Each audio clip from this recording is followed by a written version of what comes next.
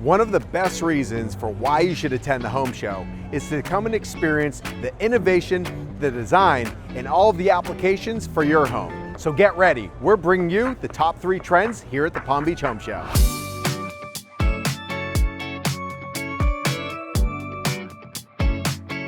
Trend number 1, white oak.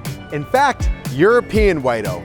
You're starting to see white oak used in so many different elements in the home, from flooring to cabinetry to furniture, wall paneling, in so many different areas to give that clean, modern look. Trend number 2, biophilic design.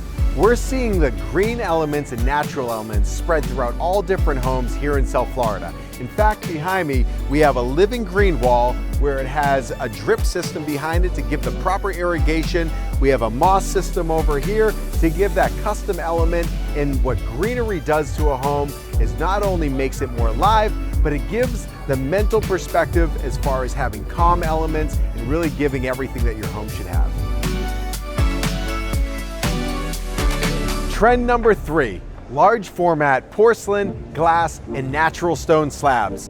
Here at Stonica, they're showing the different types of book match options, backlit options, and ultimately, these design elements are being used for walls, countertops, floors, and so much more.